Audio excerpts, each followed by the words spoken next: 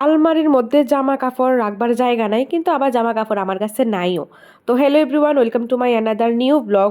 তো সকালবেলা একটু গেছিলাম গা রাস্তার মধ্যে, তো এখান থেকে আইয়া ভাত টাত খাইয়া আমি কই যে না একটু আলমারিটা একটু গুছাই, কারণ আমার আলমারির মধ্যে আমার জামা কাপড় রাখবার জায়গা নাই।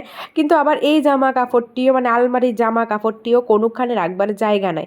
আমার যে আলমারির উপরে ব্যাগটি দেখতেছো এটির মধ্যেও জামা কাপড়, আলমারির মধ্যেও জামা কাপড়, প্লাস আমার খাটের সঙ্গেও কিছু জামা কাপড় আছে।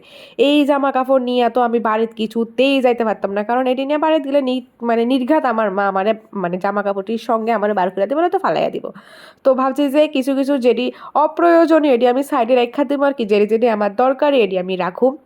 আর যে জামা কাপড়টি মানে আমি মানে একদিন পরছি, বা এমন কিছু কিছু জামা কাপড় আছে আমি পরছিও না, আবার 11-12-এর 2021-22-এর জামা কাপড় আমি রেখা দিছি, মানে ফরুম ফরুম ফরুম ফরুম কইটা আমি রেখা দিছি।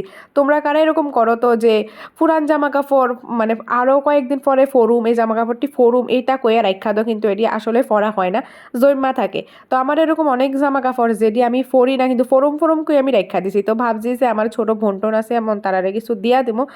আর কারণ আমি জামা কাপড়টি নষ্ট করতাম বা ফালাইতাম আমার একদমই ইচ্ছা নাই, কারণ কিছু কিছু জামা কাপড় খুবই ভালো আসলো। তো আমি ভাবছি যে সাইডে আলাদা করে দিয়া যেটি অপ্রয়োজন আমি বাড়িতে রেখা দেবো। আর কয়েকদিন পরে তো আমি হোস্টেলে ছাইড়েই দেবো। তো এত জামা কাপড় আমি রেন্টে নিতে পারতাম না, এত জামা কাপড় রাখার জায়গাও না। তো হোস্টেলের কাবার্ড আছে দিকে আমি জমা এনেছি, কিন্তু এত জামা কাপড় জমা গেছে কিন্তু আমি নিজেও জানতাম না। কাজ করতে করতে দেখতেছি যে আকাশ পুরো অন্ধকার করে আমার রুমটারও অন্ধকার করে দিছে। দুপুর 12:30 একটা বাজে, আমি তখন লাইট জ্বালাইছি, মানে আমার লাইট জ্বালাইতে লাগছে।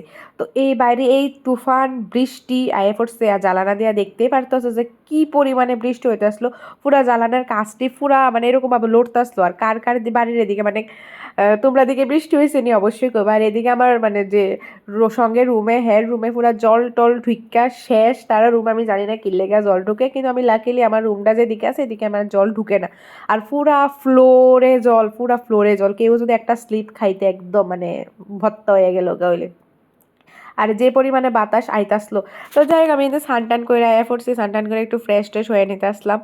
আজকে যেহেতু ক্লাস আসলো না, তো সারাদিন আমি রুমে আসলাম। আর যেদিন ক্লাস বন্ধ থাকে এর আগের দিন খুব মজা লাগে, কিন্তু যেদিন ক্লাস বন্ধ থাকে এদিন আর ভালো লাগে না। তো যাই হোক আমি এখানে স্নান টান করে ফ্রেশ হয়ে নিছি।